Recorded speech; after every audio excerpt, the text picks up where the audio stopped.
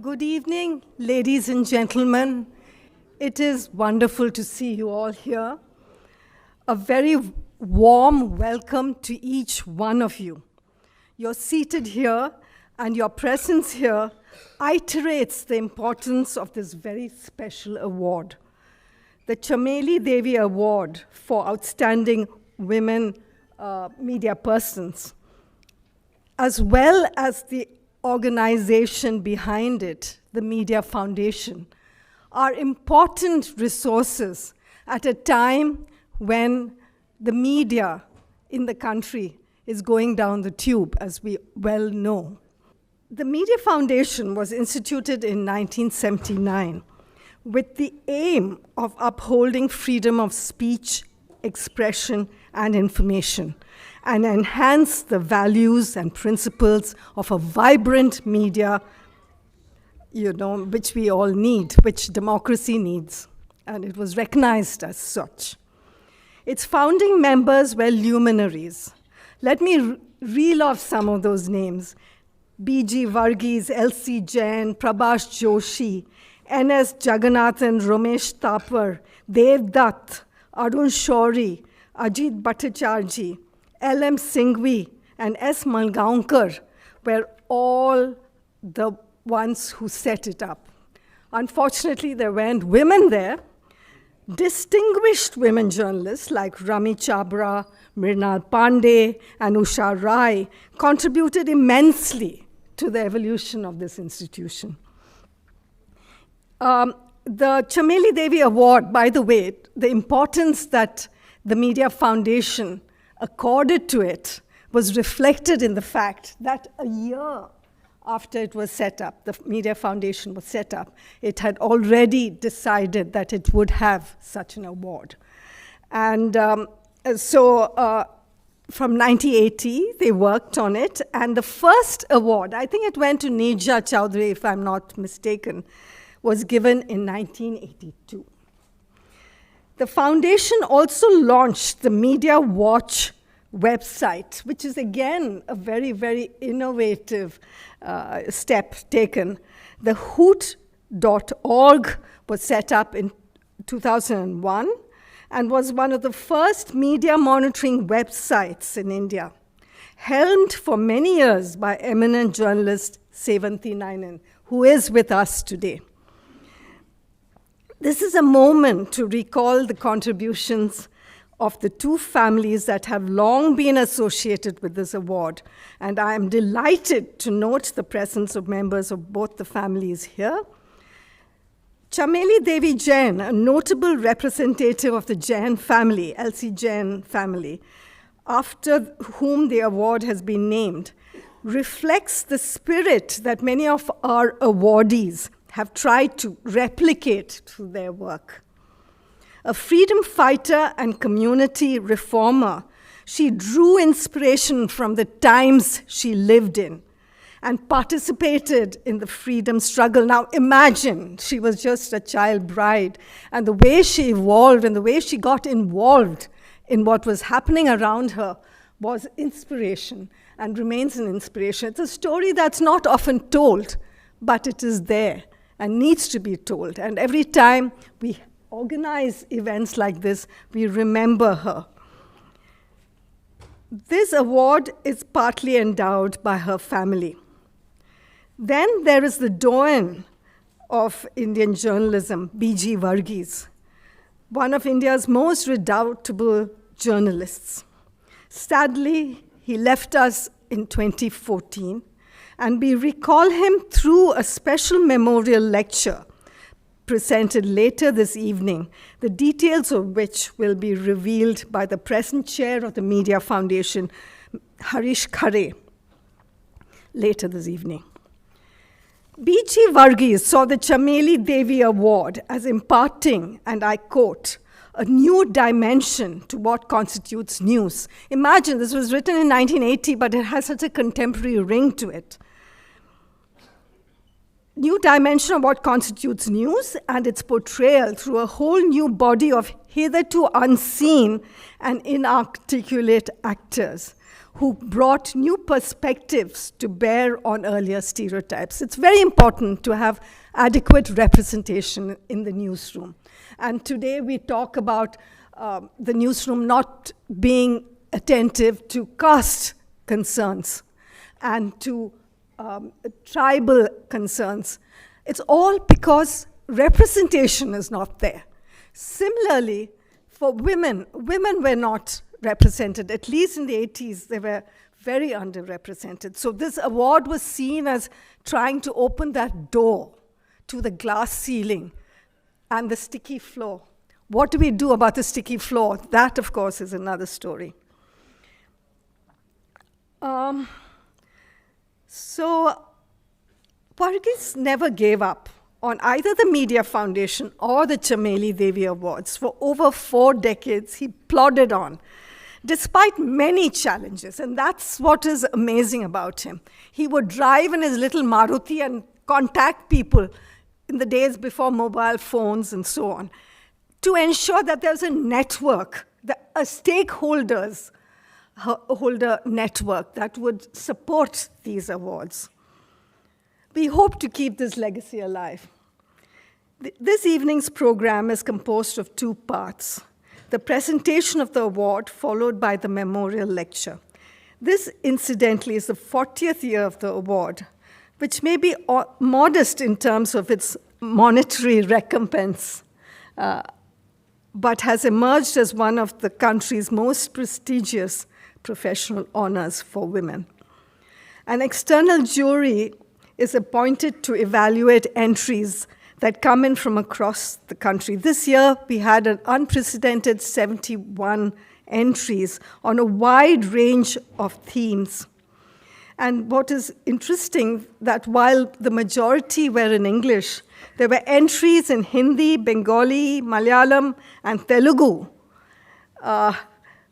which may give the Media Foundation something to consider for the future, because it's clear that languages, regional languages, is where a lot of the best journalism is happening.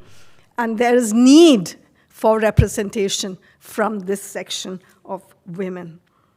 A distinguished 3-member jury comprising Dhanya Rajendran, columnist, media educator, and television journalist, who is here with us, Harish Damodaran, national editor, The Indian Express, and Nirmal Pathak, editor, PTI Bhasha, evaluated them and honed in on the winner. Their choice was unanimous, by the way. The Media Foundation is very grateful to them for their time and effort in making this year's award possible. It must be noted that this year's winner is from the South, and that itself is a good thing to note, because the country doesn't stop at the Vindhyas. Being the co-founder and editor-in-chief of an energetic new news portal, new relatively speaking, the News Minute has not stopped Dhanya from donning her reporter's hat. And that's why she was considered for this top honor. I now call upon Dhanya Rajendran, the chair of the jury, to present the jurors' report.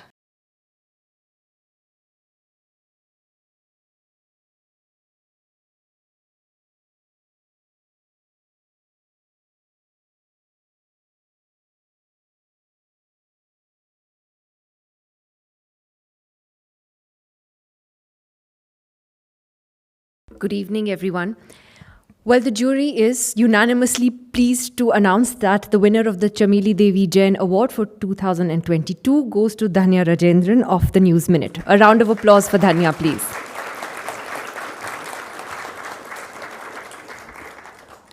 Dhanya's work stands out for its impact on citizens, and that really was our primary consideration as we evaluated the entries. Whether it was the story of electoral data fraud in Bangalore or the sexual assault of actor Bhavna, these are stories that have had a fundamental impact on our society and our democracy. They stand out for their excellent reportage as well as their research. So, for example, if you look at the story on the election data being stolen by a private NGO, an NGO which had the backing of the government in Karnataka, that essentially reflects that all is not well with our electoral processes. We have an election coming up in Karnataka in the next couple of months. It raised serious concerns about whether voter data was being misused to help a particular political entity. It forced the Election Commission to step in and act. And voter lists in 3 Bengaluru constituencies have now been ordered for review, with the head of the NGO that was taking this data also under arrest. So it was good old-fashioned journalism by Dhanya and the News Minute, backed by extensive investigation and a dogged determination to get to the truth. These are, of course, challenging times for the media, and I think I'm being polite here. Much of the mainstream press has completely turned pro-establishment. They no longer hold truth to power. Television news, unfortunately, has lost almost all credibility today. It's full of noise and fawning coverage of the government. And many newspapers today also read like government handouts. There are, of course, honorable exceptions. And it is in these times that the work of journalists like Dhanya, and indeed all those who made it to the final shortlist, becomes even more important. What is interesting is that most of the entries we actually got were from digital platforms, from the online media. Very few actually from mainstream television and from the print media. And that perhaps tells you that the most vibrant media in India today is the digital press. There were 71 entries, as was mentioned earlier, and that's the highest ever. And it shows also that the award attracts entries from across the country. So it wasn't just big cities or journalists from Delhi whose entries we saw. There were entries from Bhopal, Chandigarh, Guwahati, Goa, Kochi, Mysore, Shillong, Srinagar. There was an entry from Germany, a 79-year-old woman journalist based in Kolkata as well, who sent in an entry. Some of the best journalism that we are seeing in India today is not, therefore, from the national press, but from independent journalists, online media in cities, in small towns, in villages across India. They're not stars.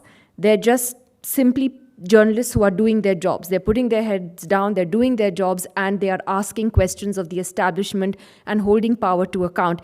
And as long as they are there, then there is hope for our media. Congratulations to Dhanya and all those who made it to the shortlist. Thank you.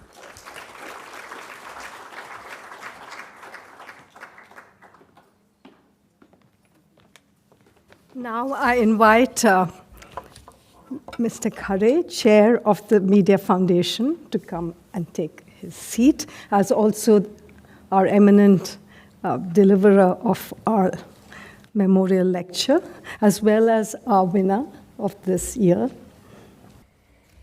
Good evening.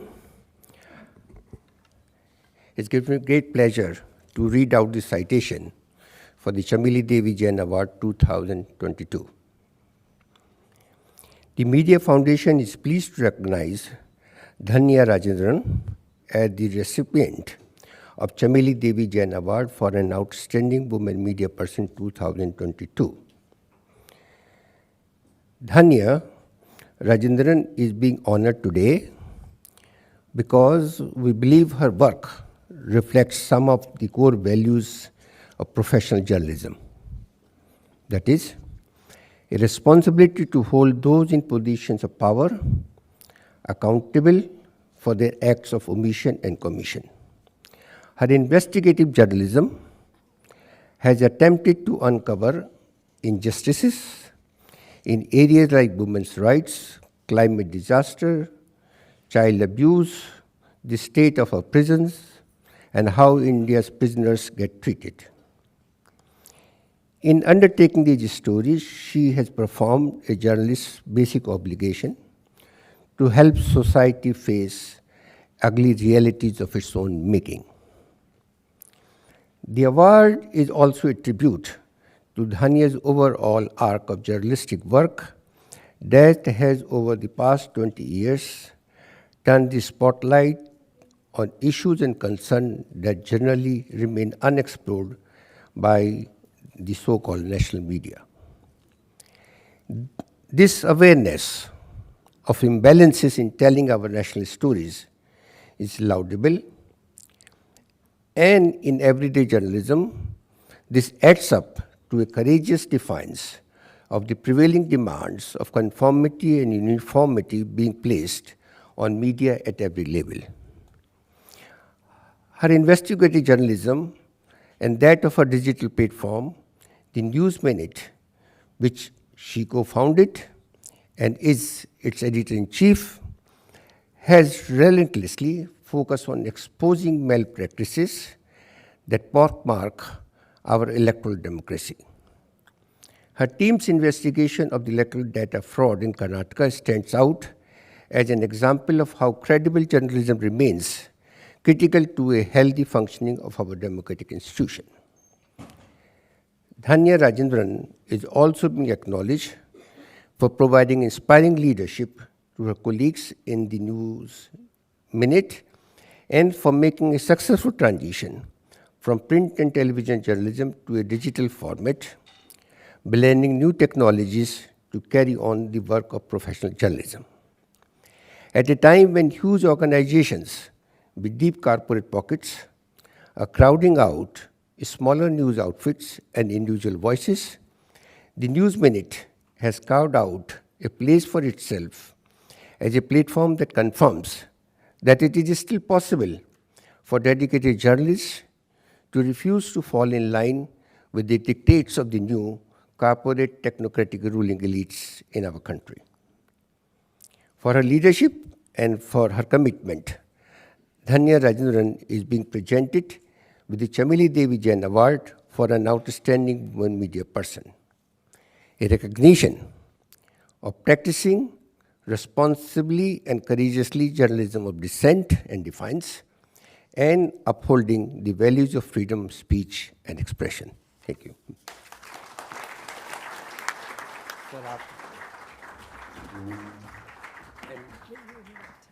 And may I invite members of the jury to please come up and for a photograph with the winner.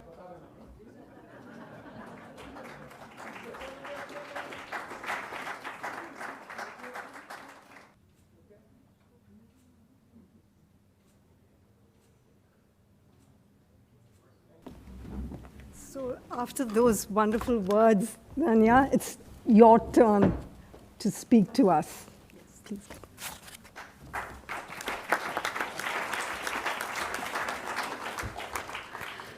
Thank you, Mr. Khare, for giving me the Chameli Devi Jain Award twice, and for the photographer for facilitating it.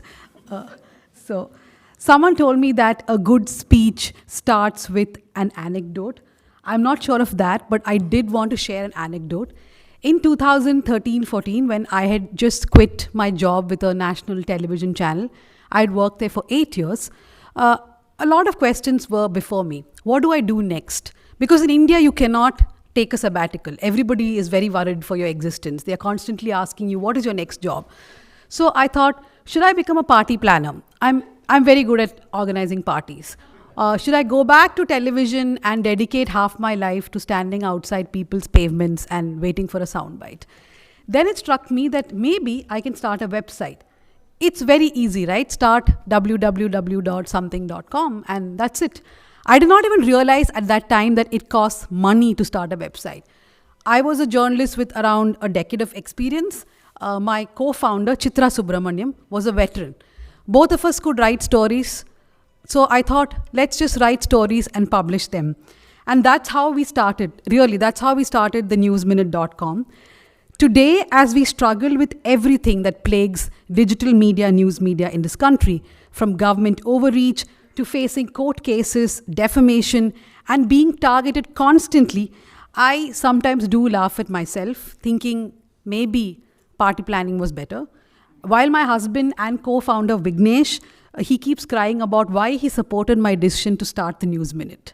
So from then to today, standing here in front of all of you with this award, after working on a big investigation last year, it has definitely been an exhilarating journey. And I want to thank the Media Foundation for this honor. I am very, very happy and grateful for the recognition. The small anecdote is done. Now, I want to talk about the investigation that we worked on a few months ago, the entire News Minute team. In the newsroom, we call it the Chillume story. So the story is not just about corruption and theft of voter data in a few constituencies in Bengaluru or even in Karnataka.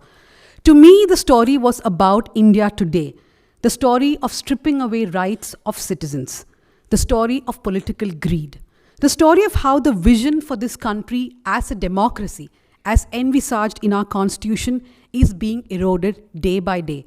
And not even slowly, I think that's happening at breakneck speed now. In August 2022, a journalist with a Kannada publication called Pratidhwani approached us with a bit of information that he was given by a whistleblower. The information was that we thought a top minister was somehow involved in collecting voter data illegally. Minister, illegal. Our antennas are fully up and we decide to pursue the story. But we pursued the story for more than 2 months, and there were many points when we decided we may have to drop the story. Most officials we went to with questions dissuaded us. They were like, what is the big deal? This is all allowed by the Election Commission of India. We were not able to establish some of the links. At one point, we did not even know what the illegality was. And then the guy who runs Chilimai, the man who was behind the operation, directly threatened our team. This is the situation where many journalists actually retreat. It's a combination of threats and doubts. But we, however, knew one thing, that if we had ruffled so many feathers just when we had started the pursuit, then there must be something sinister behind it. So we decided not to let it go. We doubled down, as most journalists need to do and must do when needed. And we decided that this story needs to be told.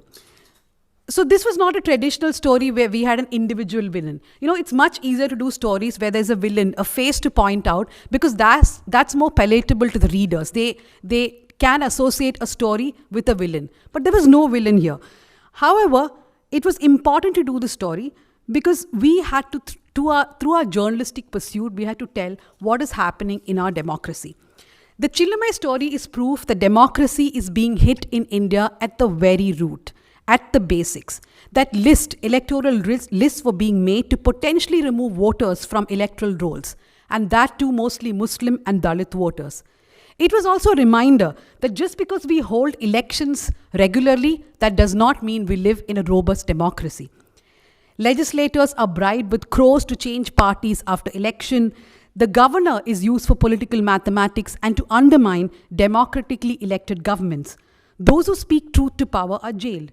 Rules are brought in without legislative oversight to make it impossible for independent media to function in this country. So how does a journalist whose job it is to find the truth and bring it to the people stop herself or himself from losing morale? It is difficult. But every once in a while, a story like Chilimai comes your way that brings strength to you, that tells you you have to go on. The Chilimai story was published in November 2022 and it had an immediate impact. The agency that was collecting the data was banned from doing any government work. The Election Commission of India stepped in. They made bureaucrats look at all these constituencies and they wanted the electoral rolls of 3 constituencies to be rechecked. But this kind of an impact would not have been possible if just the News Minute or Pratidhwani or any other media outlet did an investigation. It needed the media to come together, and that's exactly what happened. Kannada TV channels and newspapers, English newspapers in Karnataka, everyone followed up with the story. They broke more exclusive, they brought in more angles, and they asked tough questions. This was one instance when I really felt like we are all in this same fight together, that we are here to speak for public good, we are here to speak up for democracy. But this collective power of the media has faded, and the blame largely lies on the media itself. Over a period of time, I feel like a lot of journalists have forgotten who they're supposed to serve and have instead allowed themselves to be pawns in someone else's game. And those in power have used one media house to bring down another, one story to undermine another. I came across a recent statistic that news debates on prime time focus more on communal issues, or rather creating communal issues, anti-opposition, war in Ukraine, the situation in Pakistan, etc. But there's almost nothing on unemployment, inflation, and other things which are happening in this country. Questioning the government and how it functions has been pushed to a few newspapers and to digital media portals in this country.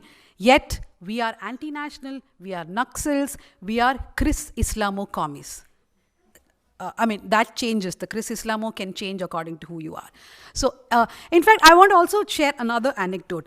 There was a Karnataka story that we did a few weeks after the Chilume story. It was about a young BJP MP who opened the emergency exit on a flight accidentally.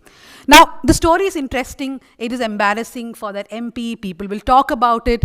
And maybe it also raises questions on how do airlines and security at the airport behave. But let's face it, this is not the kind of story that would have cost him the job.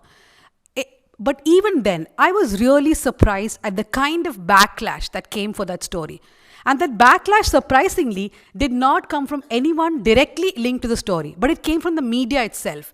There were so many reporters who wrote stories about how a light touch on the emergency exit made the door open, like Shaktiman. So, reporters actually wrote these stories and put their bylines on it. And this is a trend that we are increasingly seeing. Other than doing stories that are pro-government, it is media that itself behaves as protectors of the high and mighty. And this has to change. Every journalist in this country has to realize that this is a crucial period in our history and we need to stand for equality and liberty. I just want to say a few more things and close it because I've been told to finish the speech in 8 minutes. Being the chairperson of DigiPub, which is the largest digital media association in the country with almost 120 members, I cannot leave the stage without mentioning how digital media organizations are doing cutting-edge journalism and are being persecuted for it. Digital media journalists have no accreditations. We have rules brought in by the government that have stifled us further. Our reporters do not have big media backing that opens doors. We are not part of the ecosystem of power and legacy. Despite all this, many hard-hitting stories have now been broken by digital media outlets. At a time when other media have become amplifiers of the rulers, it is digital media that has become the voice of the people. Many exposes and investigative pieces are now find their way into smaller digital independent sites as compared to the big ones. And I'm immensely grateful to be a part of this ecosystem which has others like The Wire, The Scroll, The Quint, News Laundry, Article 14, Mook Naik, and many more who I can't take names now. The other association that I am really glad to be a part of, and I want to take their name here, is the NWMI, the Network of Women in Media. We are a sisterhood of women media professionals, and we stand together, we support each other. And in the atmosphere that we are currently operating in, I cannot stress upon how important it is to have associations or organizations like the NWMI or the DigiPub, which really stands together. I want to end by recounting that when I started my career in TV journalism, as I said, I worked with a news channel for 8 years, and I was often asking the nation wants to know. I did a small investigation in the first year of my job, and I really thought it was a great investigation, and I wanted the story to be sent for all awards. Needless to say, I didn't win any award. But the next year, the editor decided that the channel will not send any nominations anywhere because Lutyens Media Awards are all fixed. So for the next 7 years, I was not allowed to send good story, bad story for any awards. So from that to this, this award really matters to me a lot. And I want to thank all those people who have been a part of my journey, including my colleagues, former and present at the News Minute, all those who taught me journalism, my family, Vignesh, my son Vedant, and my father-in-law. I mean, if I don't name all these people, I have to name everybody. But most of all, I have to thank all those people who trusted me with their stories, who trusted the News Minute, who trust every media house in this country with their stories. Thank you very much.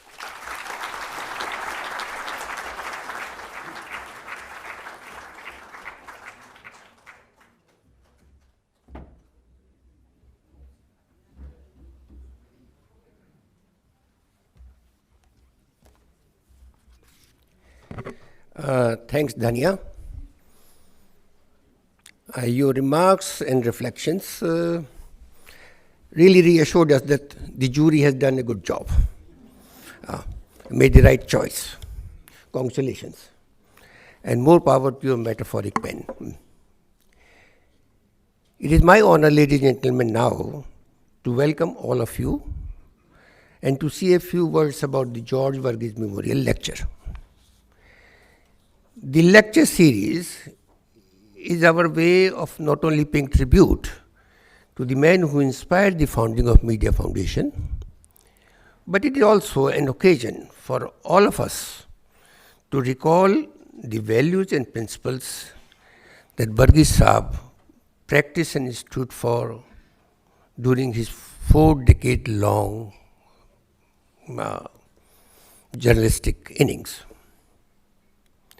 And what were those principles?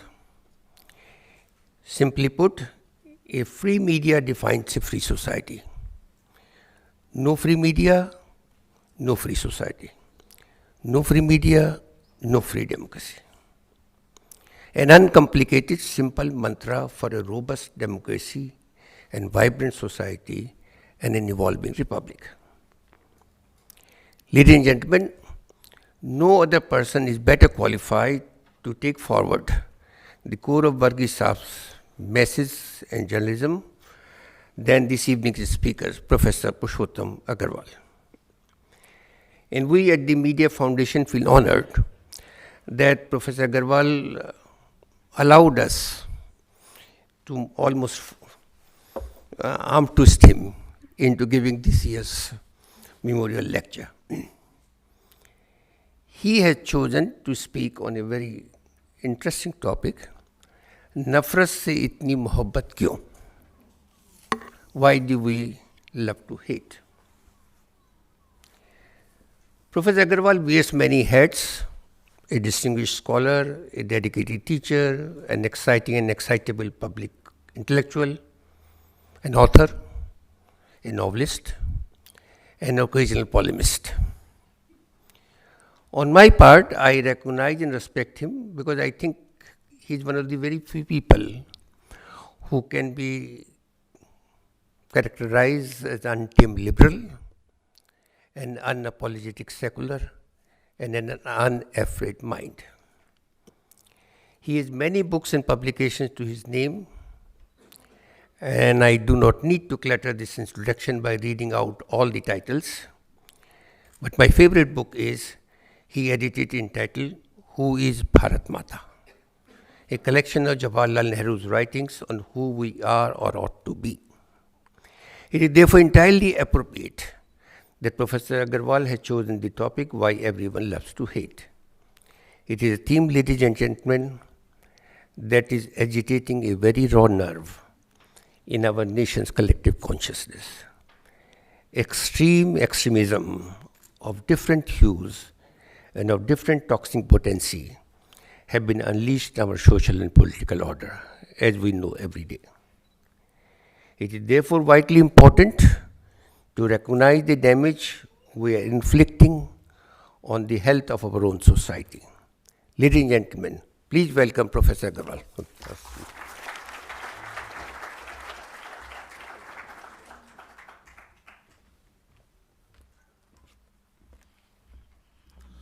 धन्यवाद हरीश जी। सबसे पहले मैं धन्या को बधाई देता हूँ कि इस ज़माने में जबकि जर्नलिज्म और एंटरटेनमेंट में ज़्यादा फ़र्क नहीं बचा है, बल्कि कई बार एंटरटेनर्स ज़्यादा ज़रूरी काम कर रहे होते हैं तथाकथित जर्नलिस्टों से, तो ऐसे ज़माने में जर्नलिज्म की, जैसा निधि ने कहा, ओल्ड टाइम गुड जर्नलिज्म, उनकी वैल्यूज़ को अपहोल्ड करने के लिए और उसके लिए संघर्ष करने के लिए आपको बहुत बधाई, बल्कि मेरी ओर से धन्यवाद और प्रणाम आपको। मैं मीडिया फाउंडेशन का आभारी हूँ कि इतना प्रेस्टिजियस लेक्चर जो एक ऐसे पत्रकार की स्मृति में है, जैसे पत्रकार अब दिनों दिन कम होते जा रहे हैं, जो प्रोफेशनल एथिक्स के साथ फंडामेंटल डेमोक्रेटिक वैल्यूज़ के प्रति कमिटेड थे और जिनसे जब हम नौजवान थे या बच्चे थे तो हमने सीखा कि अखबार में क्या पढ़ा जाना चाहिए और क्या नहीं पढ़ा जाना चाहिए। ऐसे वीजी वर्गीस साहब की स्मृति में आयोजित ये व्याख्यान मुझसे पहले गोपाल गांधी दे चुके हैं, जस्टिस AP शाह दे चुके हैं, जयराम रमेश दे चुके हैं, जस्टिस मदन लोकुर दे चुके हैं। और इन महत्वपूर्ण लोगों के बीच अपना नाम पाकर मुझे काफ़ी संकोच है, लेकिन चूंकि पेशे से प्रोफेसर हूँ तो बोलने की आदत तो कहीं गई नहीं है। और मुझे भी समय दिया गया है बोलने के लिए, जैसे धन्या को दिया गया था कि इतने मिनट में अपनी बात खत्म कर देनी है, तो मैं कोशिश करूँगा, वादा नहीं करता। तो ये जो सवाल है कि नफरत से इतनी मोहब्बत क्यों, इस सवाल पर थोड़े सिस्टमेटिक ढंग से मैंने सोचना शुरू किया सन 1987 में, जब मेरठ मलियाना में कुछ हुआ, दिल्ली में भी कुछ हुआ, पुरानी दिल्ली में। मैं उस समय रामजस कॉलेज में पढ़ाता था, तो अपने 2-4 विद्यार्थियों को लेकर मैं उन मोहल्लों में घूमा, उन जगहों पर गया, और मैंने देखा कि सेकुलरिज्म की जो समझ, कम्युनलिज्म की जो समझ हमारे जैसे पढ़े लिखे लोगों के बीच में है, उसका ज़मीनी हकीकत से संबंध कुछ कम है। और हम कितनी भी हिंदू मुस्लिम भाई भाई की और मोहब्बत की बातें कर लें, ज़मीनी हकीकत कुछ और है। और एक जो तर्क हमेशा दिया जाता था वहाँ, और जो मुझे लगभग चिढ़ाता था, कि साहब यहाँ तो सब मिलकर रहते हैं, बाहर के लोग आके भड़का गए। तो मैं पूछता था कि देखिए, मैं सिगरेट पीता हूँ, अभी भी पीता हूँ भाई दबे, और मेरी जेब में अभी पैसे नहीं है, मुझे सिगरेट पीनी है, आप मुझे 20 रुपये देंगे क्या? मैंने कहा, आप मेरी बुरी आदत के लिए मुझे 20 रुपये नहीं देंगे, लेकिन किसी के भड़काने से मेरी जान ले लेंगे, या अपनी जान देने को राजी हो जाएंगे। ये जो तर्क है कि भड़का जाता है, बेवकूफ़ी की बात है। आप अपनी अकल गिरवी रखाई है कि जो कोई भड़का देता है आपको आके? तो ये जो सवाल मेरे मन में पैदा हुआ कि आखिरकार क्या है। मेरे दोस्त दिलीप सिमियन, जो इस समय यहाँ नहीं है, लेकिन जो लगातार मेरे दिमाग में मौजूद रहते हैं, उन्होंने मुझे इन सब सवालों के साथ सांप्रदायिकता विरोधी आंदोलन में निमंत्रित किया। हम लोगों ने सांप्रदायिकता विरोधी आंदोलन, उसके कुछ साथी यहाँ बैठे हैं, मुकुल मुझे दिख रहे हैं, हम लोगों ने सांप्रदायिकता विरोधी आंदोलन के तौर पर बहुत सारा काम किया, सांप्रदायिकता को समझने की, उससे संघर्ष करने की कोशिशें की। और तब से ये सवाल लगातार मेरे मन में रहा है, बतौर एक्टिविस्ट के, बतौर एकेडमिक के, बतौर लेखक के, एक नागरिक के, कि क्या वजह है कि हम नफरत से इतनी मोहब्बत करने लगे। इस पर जो सोच चलती रही है मन में, उसी के कुछ पहलू मैं आज आपके सामने रखना चाहता हूँ। और मैं इस सिलसिले में शुरुआत करना चाहता हूँ 2002 में गुजरात में हुई हिंसा के बाद मानवाधिकार कार्यकर्ता के बाल गोपाल ने एक थर्रा देने वाला लेख लिखा था इकोनॉमिक एंड पॉलिटिकल वीकली में। मैं थर्रा देने वाले विशेषण का जानबूझकर प्रयोग कर रहा हूँ, क्योंकि उसमें बाल गोपाल ने 2 टूक लिखा था कि जहाँ तक आम गुजराती हिंदू का सवाल है, वो एक तरह से आपसे बहुत दूर जा चुका है। और वो लेख आप सब लोगों ने पढ़ा होगा, मुझे यकीन है, reflections on the Gujarat Pradesh of Hindu राष्ट्र।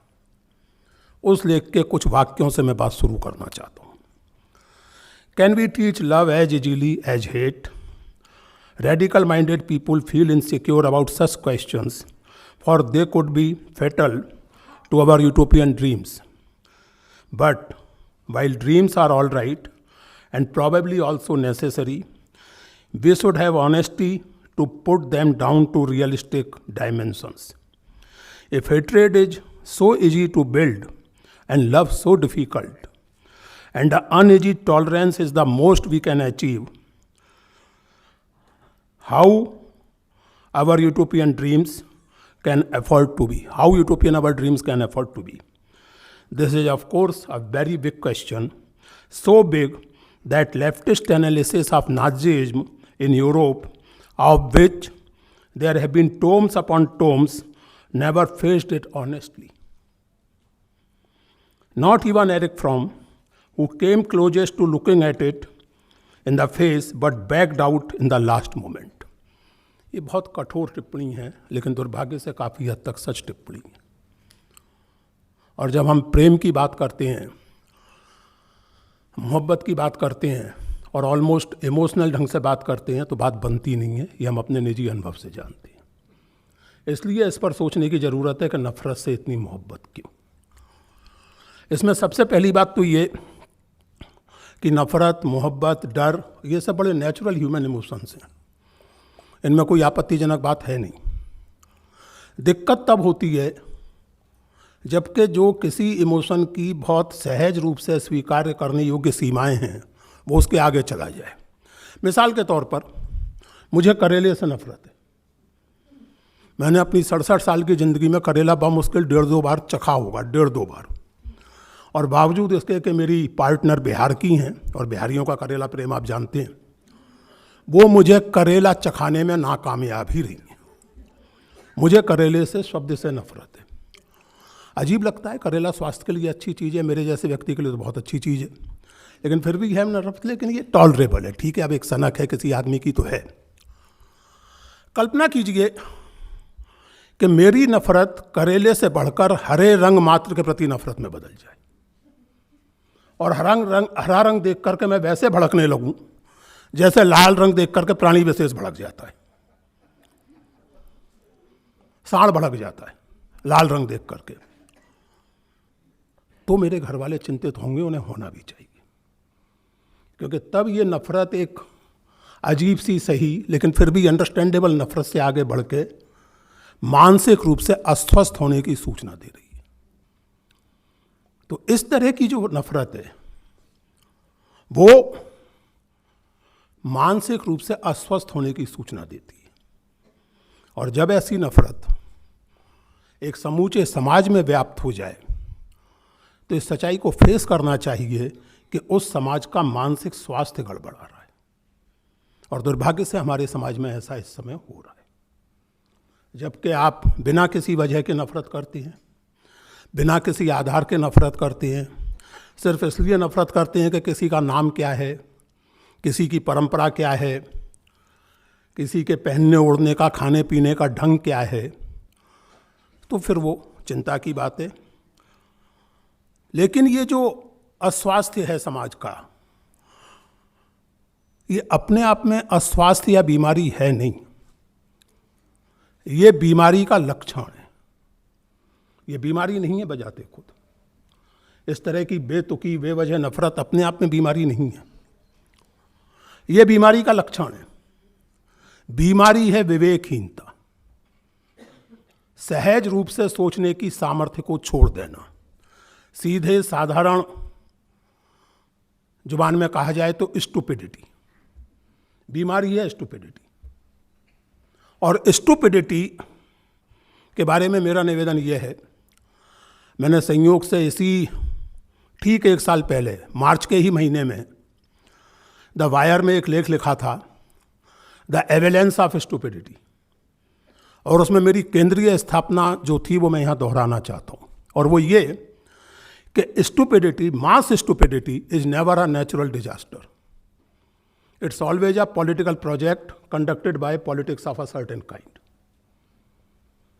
उस लेख के लिखने का तात्कालिक कारण ये था कि जनवरी 2022 में पीआईबी का एक विज्ञापन छपा था, ध्यान दीजिए, प्रेस इंफॉर्मेशन ब्यूरो, उनका एक विज्ञापन छपा था अमृत महोत्सव, अमृत काल, 75 साल आदि आदि के सिलसिले में। और उस विज्ञापन में ये बताया गया था कि हमारी स्वाधीनता के लिए लाखों लोगों ने प्राण दिए लेकिन सबकी उपेक्षा कर दी गई। जो मीनिंग बिटवीन द लाइन्स है वो स्पष्ट है। और जो लाखों लोगों ने प्राण दिए, उसमें प्रेरणा देने वालों में हमारे भक्ति आंदोलन के नेता, संत, महंत आदि थे। और विज्ञापन हमें ये सूचना देता है कि 1857 के विद्रोह को स्वामी विवेकानंद और रमण महर्षि जैसे लोगों ने प्रेरणा दी। स्वामी विवेकानंद का जन्म 1863 में हुआ था, रमण महर्षि का जन्म 1896 में हुआ था। मुझे बहुत ही रोचक लगा। कोई व्यक्ति कहे, कोई नेता कहे तो आप स्लिप ऑफ टंग कह के, अब कोई कह दे कि साहब सिकंदर को बिहारी वीरों ने हराया था जब वो तक्षशिला, अर्थात यानी उस समय तक्षशिला बिहार में पहुंच गई क्योंकि चुनाव थे बिहार में। लेकिन खैर, इसको स्लिप ऑफ टंग कह के टाला जा सकता है और मैं इन चीज़ों को वाकई गंभीरता से नहीं लेता, चाहे वो नरेंद्र मोदी करें, चाहे राहुल गांधी करें, कोई भी कर सकता है। लेकिन एक सरकारी एजेंसी, एक सरकारी महकमा जब विज्ञापन जारी करता है, तो जो थोड़ी बहुत जानकारी मुझे है, सरकार के एक हिस्से से मेरा भी वास्ता कुछ दिनों तक रहा है, एक काफ़ी नाजुक हिस्से से वास्ता रहा है। इस तरह की चीज़ें जारी होने के पहले 10 लोग देखते हैं, प्रूफ पढ़े जाती हैं, एडिटिंग की जाती है। अगर मूलतः अंग्रेजी में ड्राफ्ट तैयार किया गया हो तो बाकी जुबानों में होने वाले अनुवादों को अलग से चेक किया जाता है। इस सब के साथ प्रेस इंफॉर्मेशन ब्यूरो का विज्ञापन ये जता रहा है कि 1857 के स्वतंत्रता संग्राम को, बाय द वे स्वतंत्रता संग्राम शब्द का प्रयोग नहीं है उसमें, ग्रेट रिवोल्ट है, ये अपने आप में एक रोचक बात है। उसको प्रेरणा देने वालों में एक तरफ चैतन्य महाप्रभु 15वीं सदी के, दूसरी तरफ सीधे स्वामी विवेकानंद, और कोई प्रतिक्रिया नहीं, कोई टिप्पणी नहीं कहीं से। तब मैंने सिद्धार्थ से कहा कि भाई ये मामला गंभीर है, स्टुपिडिटी पर थोड़ी गंभीरता से विचार करने की ज़रूरत है। और तब वो लेख लिखा गया। और आप इस बात पर ध्यान दें कि इससे क्या जाहिर होता है, आपको धीरे धीरे आदत डाल दी गई है सहज बोध को छोड़ देने की, जिज्ञासा को छोड़ देने की, कोई भी चीज़ सामने आए तो उस पर सवाल पूछने की। वो आदत आपको डाल दी गई है कि इन चीज़ों को आप छोड़ दें। मिसाल के तौर पर नोटबंदी हुई, एक चैनल ने हमें सूचना दी कि 2000 के नोटों में इलेक्ट्रॉनिक चिप लगी हुई है। अब वो चिप लगी हो सकती है, नहीं लगी हो सकती है, मैं तो साइंस का विद्यार्थी हूँ नहीं, जो है वो बताएंगे। लेकिन मेरे मन में एक सहज जिज्ञासा आई, और मुझे लगता है कि बहुत से लोगों के मन में आई होगी, लेकिन शायद एंटी नेशनल कहे जाने के डर से नहीं निकली हो बाहर। मैंने सोचा और अपने मित्रों से कहा और 1-2 जगह लिखा भी कि भाई जिस आदमी के पास इतना पैसा होगा कि वो उसे छुपाने के लिए 100 मीटर गड्ढा खोद ले, वो 125 मीटर गहरा भी खोद लेगा। आपने बता ही दिया टेलीविजन पर कि 100 मीटर तक ये चिप पकड़ लेगी, उसके बाद नहीं पकड़ेगी। तो जिसके पास इतना पैसा है कि वो उसे छुपाने के लिए 100 मीटर गहरा गड्ढा खोद ले, वो थोड़े और पैसे खर्च करेगा, 125 मीटर गहरा गड्ढा खोद लेगा। उस चैनल पर कोई इन चीज़ों का असर नहीं, कुछ नहीं, वो खबर चलाई गई। मार्के की बात यह है कि सरकार की ओर से कोई खंडन नहीं किया गया। इसलिए मैंने कहा कि धीरे धीरे आपको आदत डाली जाती है, डाली जा रही है कि जो सहज जिज्ञासा है आपके मन में, जो सहज बोध है, उससे आपको दूर कर दिया जाए, सवाल पूछने की आदत आपकी खत्म कर दी जाए। जो एक इंटेलिजेंट ह्यूमन बीइंग के नेचुरल रेस्पॉन्सेस होते हैं, उनको लगभग अननेचुरल बना दिया जाए। और ये समस्या केवल हमारे समाज की नहीं है, दुर्भाग्य या सौभाग्य से। 2021 में एक फिल्म आई थी, डोंट लुक अप, एलन काफे, क्या नाम था उन सज्जन का, हाँ एलन काफे या कुछ ऐसा उनका डायरेक्टर साहब का नाम था। तो फिल्म में कुल मिलाकर के ये है कि साहब एक कॉमेट चला रहा है धरती की तरफ, कुछ साइंटिस्ट जाके बताते हैं प्रेसिडेंट को, जिनका रोल मेरिल स्ट्रीप ने किया था, महिला प्रेसिडेंट है, तो उनको बताते हैं कि भयानक डिजास्टर है, दुनिया के तमाम देशों के साथ मिलकर के कुछ करना चाहिए, वरना महाप्रलय जैसी स्थिति बन जाएगी। तो उनके जो मित्र हैं और उनको फंड करते हैं खरबपति सज्जन, वो उन्हें सलाह देते हैं कि इस सब फालतू की बातों में मत पड़ो, इस क्राइसिस को अपॉर्चुनिटी में बदलो। मैं फ्रेज वही इस्तेमाल कर रहा हूँ जो फिल्म है, कोई शरारत नहीं कर रहा हूँ। यानी अगर इसमें आपको आपदा में अवसर याद आए तो मेरी गलती नहीं है, फिल्म में यही फ्रेज इस्तेमाल किया है, turn this crisis into opportunity. और वो क्राइसिस अपॉर्चुनिटी में बदल दी जाती है। नतीजा जो होता है, तो कैसे बदली जाती है? जोरदार प्रचार शुरू किया जाता है सरकारी तौर से, तथाकथित प्राइवेट चैनल्स को शामिल करके भी, कि उन साइंटिस्टों को बुला करके उनकी खिल्ली उड़ाइए, उनको ह्यूमिलिएट कीजिए। और जनता को अमेरिकन पेट्रियट होने का एक प्रमाण ये है कि डोंट लुक अप, क्योंकि साइंटिस्ट कहते हैं कि भाई साहब वो इतना करीब आ गया है कि उसके लिए कोई टेलीस्कोप वगैरह की जरूरत नहीं है, छत पे खड़े होकर देखो दिख जाएगा कि कोई चीज़ बड़ी तेजी से बढ़ती चली जा रही है। तो नारा दिया जाता है don't look up. Naturally people don't look up. ऊपर देख करके राष्ट्र विरोधी कौन कहलाए? तो लोग नहीं देखते, फिर जो होना होता है वो होता है। हमारे मीडिया जगत में तो ऐसे उदाहरण रोज आ रहे हैं। मैंने तो परेशान होकर के पिछले 4-5 साल से टेलीविज़न देखना ही छोड़ दिया है, और अपने तमाम दोस्तों को सलाह देता हूँ, खास करके मेरी उम्र वालों को, कि बीपी फीफी कंट्रोल में रखना है तो टीवी देखना बंद कर दो, वरना खाम में गुस्सा आएगा, फ्रस्ट्रेशन होगा, बीपी बढ़ जाएगा। गोमूत्र से कोरोना ठीक हो जाता है। कुछ लोग गोमूत्र पान पार्टी आयोजित कर रहे हैं, वो कवर की जा रही है जैसे कोई बड़ी भारी इवेंट हो रही है।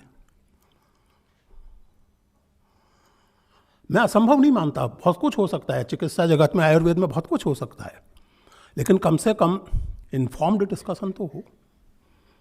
आप तो उसको फेथ का विषय बना देते हैं। गाय ऑक्सीजन छोड़ती है।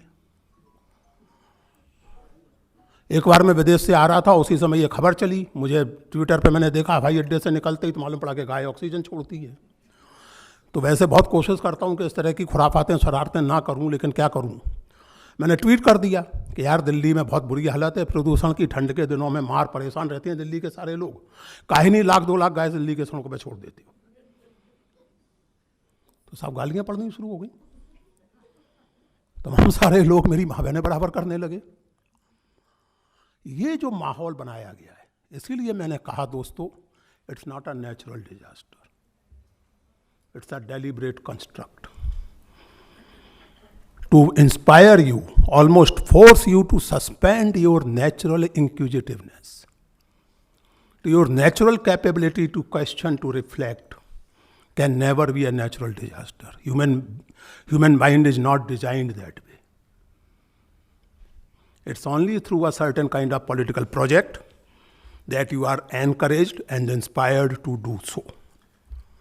और ये बात कहने वाले या सोचने वाले या इस बात से चिंतित होने वाले हम लोग कोई पहले लोग नहीं हैं। जब यूरोप में टोटलिटेरियन आइडियोलॉजीज़ का, नाज़िज़्म का बहुत जोर था, बहुत लोकप्रियता थी, तब लिखने पढ़ने वाले लोग, सोचने वाले लोग, और थोड़े गर्व के साथ कहूँ साहित्यकार, ऑस्ट्रिया के एक लेखक थे रॉबर्ट मिशेल, उन्होंने एक लेक्चर दिया था उस समय ऑन स्टुपिडिटी। उन्होंने उसमें विस्तार से विचार किया है स्टुपिडिटी के फिनोमेनन पर, और उसमें उन्होंने बताया कि असल में स्टुपिडिटी 2 तरह की होती है। एक को उन्होंने शब्द दिया ऑनरेबल या क्यूरेबल, मतलब वो नेचुरल स्टुपिडिटी है और वो हम सब में हो सकती है। हम लोग बातचीत में, बहस में एक दूसरे को स्टुपिड कह देते हैं, और ये भी हो सकता है कि किसी विषय में आप बहुत कुछ जानते हैं, किसी विषय में बिल्कुल कुछ ना जानते हो, तो वो इग्नोरेंस या वो स्टुपिडिटी, या कई बार व्यवहारिक मामलों में हम बहुत स्टुपिड होते हैं। अब जैसे मुझे ही पता ही नहीं था, मैं तो हमेशा पिछले 2-4 साल से, जब से हाथ में तकलीफ़ रहने लगी है, वो जब बहन जी आके पूछती हैं कि इस सीट पर आपको दिक्कत तो नहीं है, मैं कहता हूँ कि बदल दें तो अच्छा है। मुझे पता ही नहीं था कि इतना नाजुक होता है दरवाजा के छूने से खुल जाता है, वरना मैं काहे को सीट बदलता। लेकिन मुझे कहा जाता है कि इमरजेंसी अगर हो गई तो एक तो मैंने उनसे एक बार कहा यार स्टेज से कि देखिए इमरजेंसी हो गई तो ना आप कुछ कहने की हालत में होंगी, ना मैं कुछ सुनने की हालत में होऊंगा, लेकिन फिर भी आपको सुनाना है तो सुना दीजिए। उसके बाद सीट बदल लेती है। तो ये मेरी स्टुपिडिटी है कि मुझे पता ही नहीं था कि वो दरवाजे इतने नाजुक होते हैं कि ऐसे दबा दो तो खुल जाते हैं। खैर, तो उन्होंने कहा कि एक ऑनरेबल क्यूरेबल स्टुपिडिटी होती है, जो इतनी चिंता की बात नहीं है।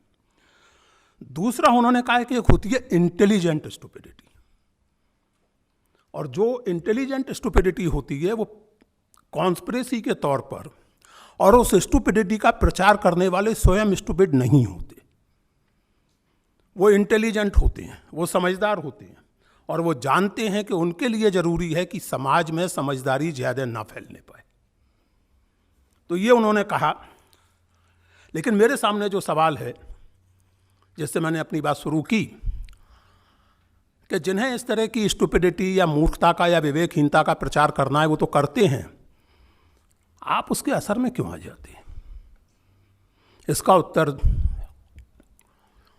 बहुत चीज़ों के साथ में एक किताब का खास करके नाम लेना चाहता हूँ, बेहद महत्वपूर्ण किताब है, 1964 में छपी थी, the crisis of German ideology. आमतौर से कहा जाता है कि Hitler did not start with concentration camps, it started with the popularity, the popular vote etcetera. George house की ये किताब हमें याद दिलाती है कि in fact it started much before that. It started when many of German intellectuals, many of German professors failed or refused to see through the crisis of German ideology. The crisis which was brewing in the centers of production and dissemination of knowledge. और जिस तरह वहाँ चीज़ों को देखा जा रहा था, जिस तरह चीज़ों को डिस्टॉर्ट किया जा रहा था, ये किताब बताती है कि असल में तो संबंध वहाँ से है। और उसी में एक क्लू मुझे मिला कि इस तरह की चीज़ें, इस तरह के जो टोटलिटेरियन या अजीब तरह के वर्ल्ड आउटलुक होते हैं, वो बहुत इर्रेशनल आपको चीज़ दिखती है। अब जैसे गोमूत्र से कोरोना का ठीक हो जाना, या जैसे किसी नोट में चिपका होना जो 100 मीटर तक पकड़ी नहीं जाएगी, निहायत इर्रेशनल बेतुकी बात है। लेकिन एक निश्चित आइडियोलॉजिकल फ्रेमवर्क में ये रैशनल लगने लगती है। रैशनल इस अर्थ में लगने लगती है कि चीज़ अपने आप में रैशनल हो या इर्रेशनल हो, लेकिन चूंकि एक व्यापक हित में कही जा रही है, राष्ट्र के हित में कही जा रही है, धर्म के हित में कही जा रही है, विचारधारा के हित में कही जा रही है, इसलिए वो सही है, उसे मानना चाहिए। तो बहुत गहरी इंसाइट उन्होंने दी कि the most irrational act can be converted into a concrete act of rationality with in a certain ideological framework. और उससे वो चीज़ उत्पन्न होती है, आप लोग मीडिया के विद्वान हैं, मीडिया कर्मी हैं, जिसको कहते हैं टारगेटेड कम्युनिकेशन। एक खास तरह के व्यक्ति के लिए वो कम्युनिकेशन होता है, और वो टारगेटेड कम्युनिकेशन, वो रामचरितमानस का प्रसंग याद आता है, काक भुसुंडी और गरुड़ का संवाद, खग समझे खग ही की भाखा। मुझे समझ आए या ना आए, जिसको कम्युनिकेट की जा रही है उसको आ जाती है। मैं केवल ऊपर देखता हूं कि क्या बेतुकी बात है, वो उसके गहरे में देखता है कि असल में बात बेतुकी भले ही हो, लेकिन राष्ट्र के हित में है। कम्युनिकेशन यही है। साहित्य में जैसा ध्वन्यार्थ कहते हैं, थर्ड मीनिंग कहते हैं, वो यही है जो पहुंच रहा है। तो समस्या ये है कि ये स्थिति जब बनती चली जाती है, तो ये जानते हुए भी कि संभवतः ये बात बेतुकी है, आपका मन उसे स्वीकार करने लगता है। ये सारी प्रक्रियाएं कैसे चलती हैं, इनके क्या नतीजे होते हैं, इन पर बहुत गहराई से सोचने की ज़रूरत है दोस्तों। और इसीलिए जब मुझे इस व्याख्यान के लिए कहा गया और हम लोग बात कर रहे थे कि विषय क्या होना चाहिए, हरीश जी थे, मृणाल जी थी, मानिका थी और मित्र थे, तो उसी समय ये बात निकली कि शायद इस पर विचार करना बेहतर होगा। मेरे एक मित्र हैं दिलीप सिमियन, इतिहास और दर्शन के अध्येता हैं। उन्होंने पिछले दिनों एक निबंध लिखा है, द लेडी वेनिसेस, लेडी यानी न्याय की देवी, आँखों पे जो पट्टी जिसके बंधी रहती है, हाथ में तराजू होती है। तो दिलीप की चिंता उस निबंध में ये है कि न्याय की अवधारणा ही हमारे समाज में गायब होती जा रही है। उसमें जो मुझे सबसे रोचक लगा वो ये कि एक जर्मन कंजर्वेटिव विचारक थे जो लिबरलिज्म के आलोचक थे, और इसलिए एक तरफ लेनिन और स्टालिन के प्रशंसक थे, दूसरी तरफ मुसोलिनी और हिटलर के, कि उन्हें परेशानी लिबरल डेमोक्रेसी से थी। वो अथॉरिटेरियन वर्ल्ड व्यू को बिल्कुल सही मानते थे, और क्यों मानते थे उसका कारण दिलीप ने उसमें डिस्कस किया, एनालाइज किया है। और कार्ल स्मिट्स इनका नाम था जनाब का, और इनकी किताब का नाम है पॉलिटिकल थियोलॉजी। और उसमें वो लिखते हैं, the specific political distinction to which political actions and motives can be and must be reduced is that between friend and enemy. कौन दोस्त है कौन दुश्मन है, इसी से किसी भी पॉलिटिकल एक्शन और मोटिव का मूल्यांकन होना चाहिए। इसीलिए मैंने आपसे कहा कि एपरेंटली जो बात बेतुकी लगती है वो भी सही है, भले ही अपने आप में फैक्चुअली सही ना हो, आइडिया के लेवल पर सही है, जो कम्युनिकेट करना चाह रही है उस लेवल पर सही है, क्योंकि वो एक फ्रेंडली सोर्स से आ रही है। और कितनी भी अक्ल की बात हो, वो अगर एक दुश्मन सोर्स से आ रही है तो उसे स्वीकार नहीं किया जाना चाहिए। ये तभी संभव है दोस्तों, और इसमें लेफ्ट विंग और राइट विंग दोनों की साझेदारी है, जब आप ट्रुथ का संबंध आइडेंटिटी और लोकेशन से जोड़ दें। जब मैं क्या कह रहा हूं और क्या नहीं कह रहा हूं, इसकी प्रामाणिकता इस पर निर्भर करे कि मैं बनिया हूं या नहीं। इसकी प्रामाणिकता इस पर निर्भर करे कि मैं हिंदी बोलता हूं या नहीं बोलता हूं, मैं हिंदू हूं या नहीं हूं। मेरे एक मित्र, और ये घटना तो हुई थी, मेरे मित्र क्या घटना 4-5 साल पहले केरल में हुई थी। एक प्रोफेसर को हड़काया गया था इस बात के लिए कि वो वाल्मीकि रामायण पर लेक्चर दे रहे थे। पब्लिकली हड़काया गया था, क्योंकि वो प्रोफेसर साहब मुसलमान थे। तो मुसलमान होकर आप वाल्मीकि रामायण पर कैसे बोल सकते हैं? ठीक उसी तरह जैसे हिंदू होकर मैं कुरान या बाइबल पर कैसे बोल सकता हूं। एक चीज़ें हमें इरिटेट करती हैं, हमें परेशान करती हैं, लेकिन क्या ये सही नहीं है कि हमें से बहुत से लोग भी कहीं ना कहीं ये मानने लगे हैं कि एक्सपीरियंस ज़्यादा महत्वपूर्ण है और एविडेंस कम महत्वपूर्ण है? The location of truth and the identity of speaker is more important than the truth itself. ये गंभीर समस्याएं हैं, और इस तरह की जो समस्याएं हैं, इनका जो ताजा तरीन उदाहरण है वो आप देख सकते हैं पिछले 2-4 दिन से जो घटनाएं बिहार में हो रही हैं। एक व्यक्ति है, फर्जी वीडियो बनाता है यह साबित करने के लिए कि तमिलनाडु में बिहारी मजदूरों पर हमले हो रहे हैं।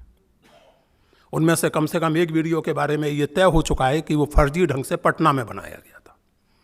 उन्हें वो अपलोड करता है अपने यूट्यूब चैनल पर, लाखों उसके देखने वाले हैं, और माहौल बिगड़ने लगता है। कार्रवाई होती है। सबसे चिंताजनक ये है कि उसकी गिरफ्तारी के खिलाफ बिहार में प्रदर्शन हो रहे हैं।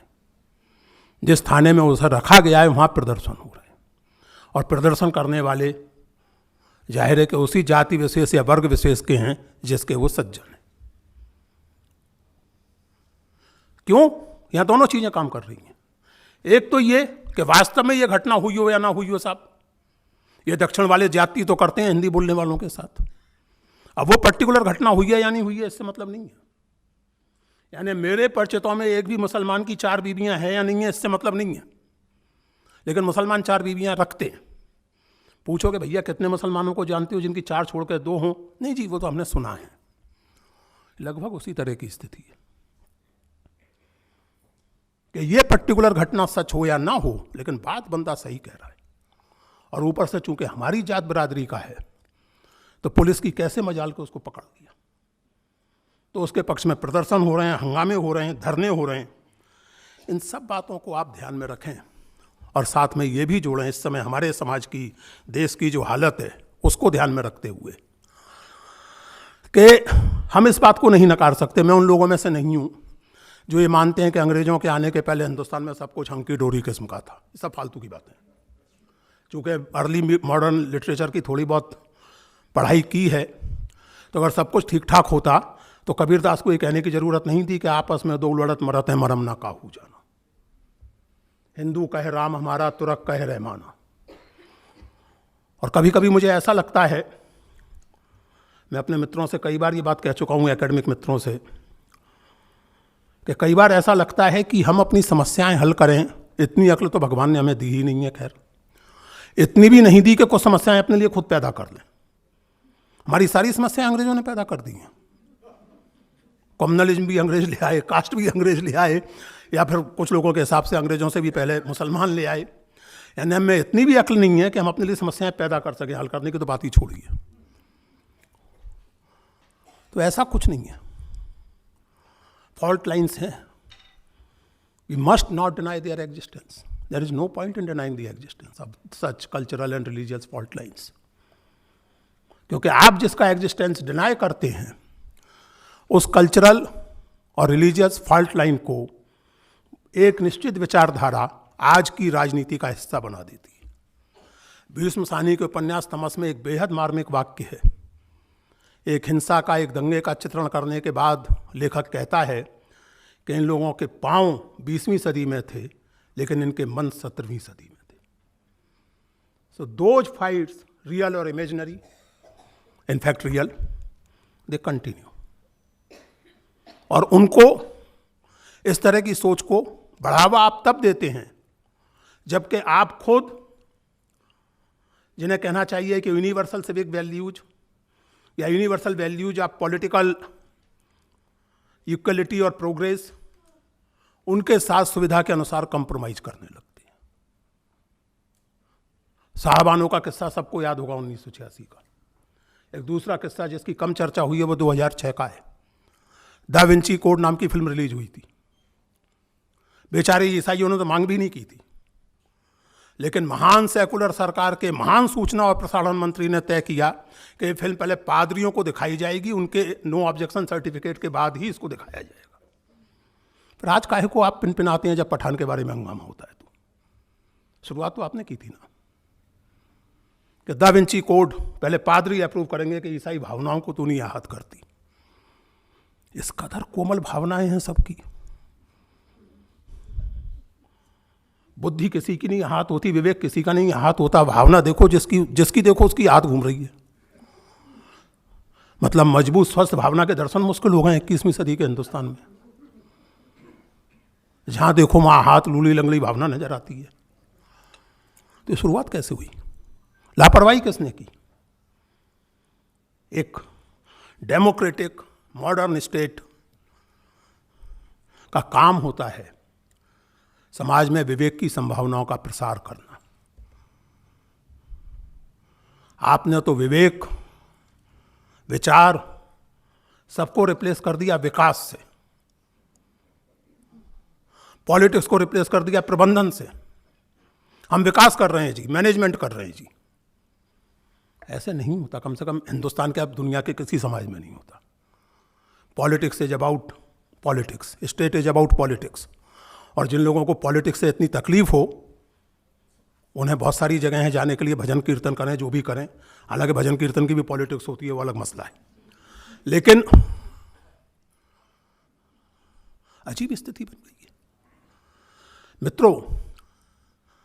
जब मैं ये कहता हूं कि विवेकहीनता, स्टुपिडिटी, असल में बीमारी ये है, नफरत केवल उसका लक्षण है, तो नेचुरली एक सवाल उठता है कि फिर विवेक का क्या मतलब है? जिसके गायब हो जाने की स्थिति को हम विवेकहीनता कह रहे हैं। हम विवेक किसे कहेंगे? मैंने अभी 2 बरस पहले छपी हुई अपनी किताब में Kabir, the life and work of early modern poet philosopher, उसमें इस पर विचार किया है। और उसका जिक्र मैं इसलिए कर रहा हूँ कि उस किताब के एक चैप्टर का शीर्षक ही है the philosophers enlightenment and the poets विवेक। और उस चैप्टर में मैंने याद किया है कांट के उस मशहूर निबंध को, छोटा सा लेकिन सेमिनल निबंध, व्हाट इज एनलाइटनमेंट। और उसका पहला ही वाक्य है कि एनलाइटनमेंट का मतलब है अपरिपक्वता से बाहर आना, नॉन एज से बाहर आना, इमैच्योरिटी से बाहर आना, और खुद सोचकर अपने कामों की जिम्मेदारी लेने की काबिलियत हासिल करना। That is enlightenment. That is how can't defines it. और उस एनलाइटनमेंट की जो एक बहुत ही जबरदस्त अभिव्यक्ति है, वो कबीर जैसे निर्गुणपंथी पोएट्स के यहाँ मिलती है, जो कॉन्स्टेंटली विवेक पर एम्फेसाइज करते हैं और जिनका विवेक अपने एपिस्टेमोलॉजिकल प्रमाणों के लिए न वेद की तरफ जाता है, न कुरान की तरफ जाता है, बल्कि वो लाइफ एक्सपीरियंसेस के साथ इंटरैक्शन के जरिए वो विवेक विकसित होता है।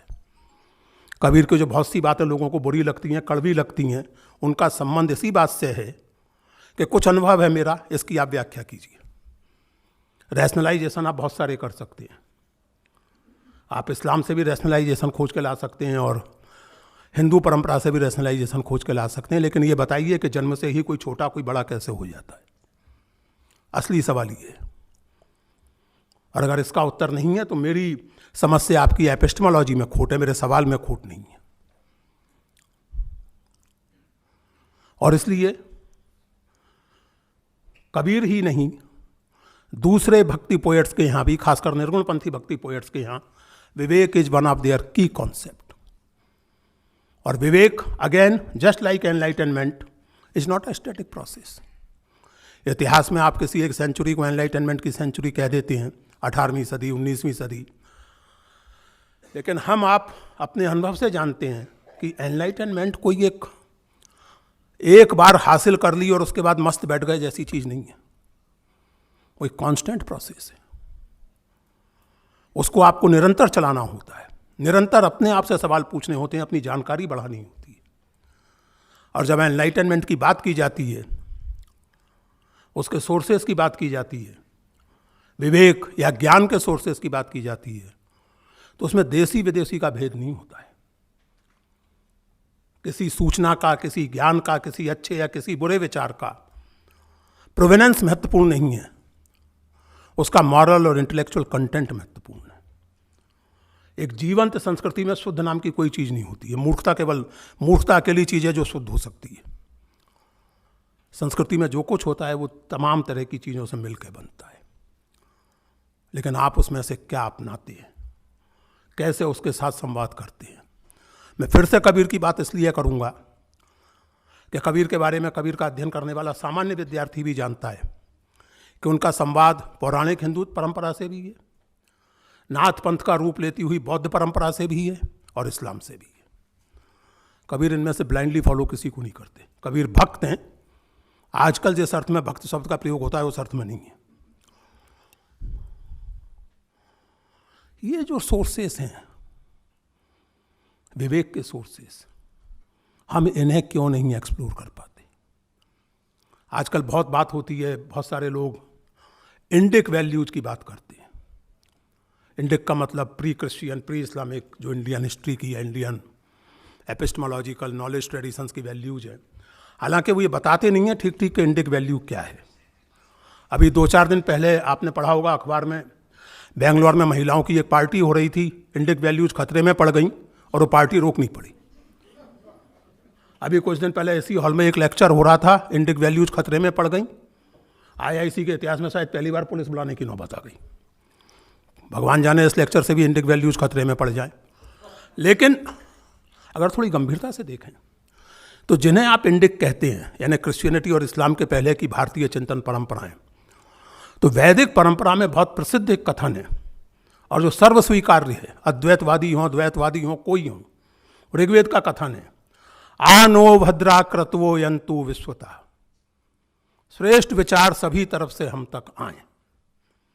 ऋग्वेद का ऋषि, ऋग्वेद का कवि ये नहीं कह रहा कि वेस्ट से ना आए, केवल ईस्ट से आए, सर्व दिशा से आए। नासदीय सूक्त जो स्पष्ट शब्दों में घोषणा करता है कि अंतिम ज्ञान का दावा तो स्वयं परमात्मा नहीं कर सकता। जो सृष्टि का अध्यक्ष है वो भी इसके सारे रहस्यों को नहीं जानता। भगवान बुद्ध का सम्यक हम सब लोग जानते हैं, मध्य मार्ग, और जिसकी सबसे सुंदर अभिव्यक्ति होती है जैन अनेकांतवाद में, कि किसी भी परिघटना के, किसी भी फिनोमिनन के कई पहलू होते हैं। और केवल वहीं तक नहीं, ऐसा नहीं कि ये चिंतन 4वीं-5वीं सदी तक होकर फिर सूख गया, फिर कुछ और शुरू हो गया। 9वीं-10वीं सदी में शैव दार्शनिक और काव्य शास्त्री अभिनव गुप्त बताते हैं, ना है एक या दृष्टिया सम्यगम निर्वर्णनम निर्वहति। You can not describe any phenomenon just by one way, there are many ways of describing any phenomenon. 11वीं-12वीं सदी में नारद के भक्ति सूत्र फिर से घोषणा करते हैं कि बाहुल्य का अवकाश होना चाहिए, मल्टीप्लिसिटी, मल्टीवोकलिटी का अवकाश होना चाहिए। इस पर बहुत से लोग सवाल उठाते हैं कि साहब फिर मॉरल एक्शन कैसे होगा? गुड और इविल की धारणा ही जहां साफ साफ नहीं है, उस सभ्यता में मॉरल एक्शन कैसे होगा? 19वीं सदी, 18वीं सदी के क्रिश्चियन मिशनरीज इस आधार पर हिंदू धर्म को एक एमॉरल ट्रेडिशन बताते थे कि इनके यहाँ तो इविल की धारणा ही नहीं है, कौन इविल है कौन गुड है पता ही नहीं चलता, तो इनका मॉरल एक्शन कैसे होगा? उनकी जो भी समझ थी सो थी, लेकिन 21वीं सदी में तो ये कहा ही जा सकता है कि इंडिक ट्रेडिशंस में सम्यक का अर्थ नैतिक अपंगता नहीं है। इंडिक ट्रेडिशन में सम्यक का, अनेकांत का अर्थ ये है कि किसी भी गिवन सिचुएशन में आपके पास बने बनाए फॉर्मूले नहीं होते कि आप गुड और इविल के इजी विभाजन के आधार पर फैसला कर लें। हर सिचुएशन का आकलन आपको करना चाहिए, हर सिचुएशन का आकलन आपको अपने नैतिक मूल्यों और विवेक के आधार पर करना चाहिए, और तब तय करना चाहिए कि ये मेरे लिए मॉरल है या नहीं। गीता का वचन याद करें तो यथेच्छसी तथा कुरु, तुम्हें बता दिया कि ये अब तुम जानो तुम्हारा काम जाने। So basically take responsibility of your moral action. लेकिन इस इंडिक वैल्यू की कोई चर्चा नहीं करता। ऋग्वेद का ऋषि तो बेचारा सुन के चकित हो जाता कि पार्लियामेंट्री डेमोक्रेसी महज इसलिए बुरी है कि विदेश से आई है। नाजीज इसलिए बुरा नहीं है कि वो जर्मनी से आया है, नाजीज इसलिए बुरा है उसका जन्म जर्मनी में हुआ या उत्तरी ध्रुव पे हुआ या उत्तर भारत के किसी गांव में हुआ, वो बुरा ही होता। वो भारतीय होने से कोई बहुत अच्छी चीज नहीं हो जाती। इस विवेक का भारी संकट इस समय हम अपने समाज में झेल रहे हैं। हालत आप जानते हैं और इसको किस तरह सिस्टमेटाइज किया गया है। फिर से वो नोटबंदी से जुड़ी हुई घटना याद आती है। अमर्त्य सेन ने नोटबंदी की आलोचना की। अब अमर्त्य सेन तो हार्वर्ड के प्रोफेसर हैं, तो हार्ड वर्क की ओर से उनको जवाब दिया जाना चाहिए था।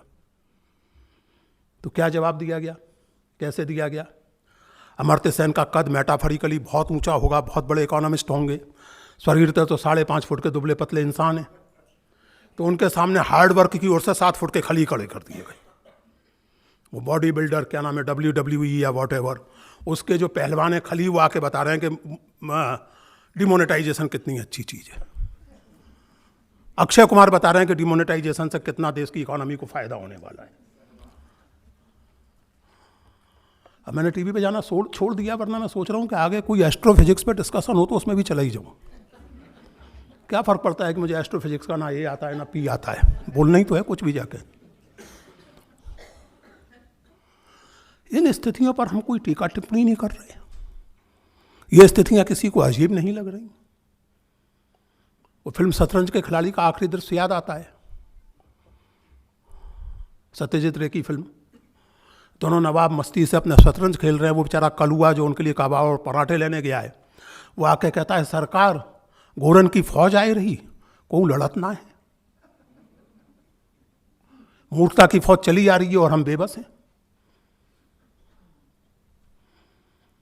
ये जो स्थिति है दोस्तों, ये सचमुच बहुत गहरी चिंता की स्थिति है। और जैसा मैंने आपसे कहा कि अगर हम सचमुच विवेक की ओर बढ़ सकें, सचमुच अगर अपनी समग्र परंपरा से, मैं इंडिक से क्रिश्चियन और इस्लामिक को बाहर नहीं करता, उस समग्र परंपरा से, लेकिन फिर भी जिनको बाहर करने का शौक है उनके लिए इंडिक की ओर ही जाएं और सोचें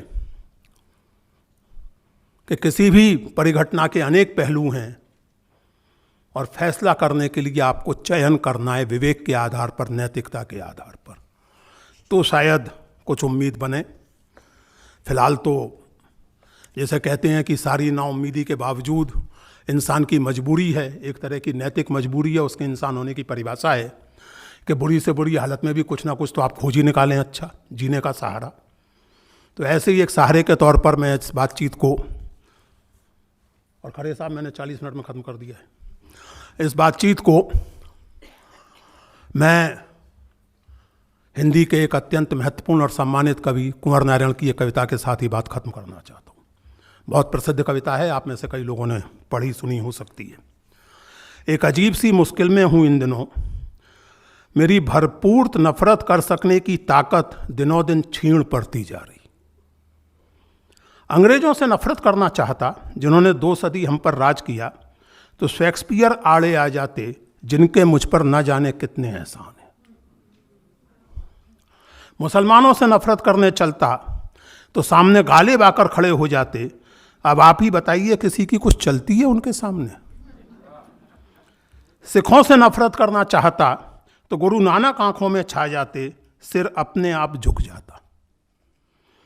ये कंबन, त्यागराज, मुत्तस्वामी लाख समझाता अपने को कि ये मेरे नहीं दूर कई दक्षिण के हैं, पर मन है कि मानता ही नहीं बिना उन्हें अपनाए। और वह प्रेमिका जिससे मुझे पहला धोखा हुआ था, मिल जाए तो उसका खून कर दूं। मिलती भी है मगर कभी मित्र, कभी माँ, कभी बहन की तरह, तो प्यार का घूंट पीकर रह जाता हूं। मुहावरा है खून का घूंट पीकर रह जाना। और यहाँ कवि अपनी बेवफा प्रेमिका को सामने देख करके प्यार का घूंट पीकर रह जाता है।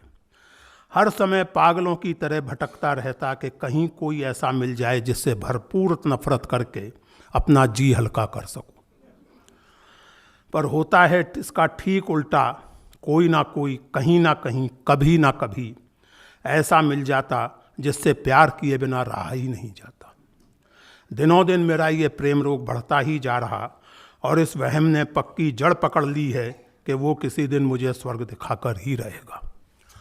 मित्रों, जिस तरह नफरत के रोग को व्यवस्थित रूप से फैलाया गया है, उसी तरह प्रेम के रोग को, और प्रेम को मैं एक फालतू के इमोशनल एक्सप्रेशन के तौर पे इस्तेमाल नहीं करता हूँ।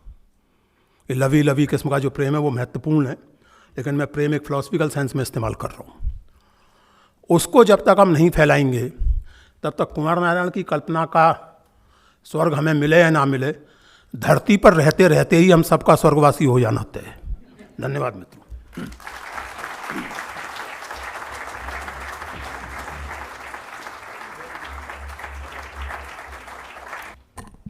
Professor Agrawal, you have unpacked a phenomenon that we are living through. The hate project that we are living through every day of our lives today. He has done it in such an engrossing and thought-provoking way that his words will long be with us. The need for rationality, critical thinking, and love is needed today as never before, in a time when the media vanishes like the lady vanishes, and when stupidity has become a living force. Which is also why we need journalism like the kind that gave Dhanya her Chameli Devi Award today. Thank you again very much. Now for the vote of thanks. Thank you, Dhanya, for coming all the way and receiving it and speaking with such grace and with such vigor to us today. Thank you, Harish Khare, for your constant support. Thank you, Professor Agrawal, for the memorable memorial lecture. Thank you, the Jain family, especially Devaki Jain, for her unstinting backing for this process. Thank you, the Verghese family, for their support. B.G. Verghese's son, Vijay, has flown all the way from Hong Kong to be with us today, and we thank him for that. The members of the jury, for their efforts, we thank them. The General Secretary of the Media Foundation, Manika Chopra, who organized this event, we thank. And finally, a very special thanks to IIC, which has been a steadfast partner of the Media Foundation since 1982. We need to mention especially their Chief Program Division, Indrani, also from the Program Division, Sumit, and all the other extremely helpful staff members who made this event happen. Finally, let me express my gratitude and our gratitude to all of you for being here, for participating wholly, listening in rapture, as it were, to what we heard today in our memorial lecture, and making a special evening all the more special. Thank you very much, and good night.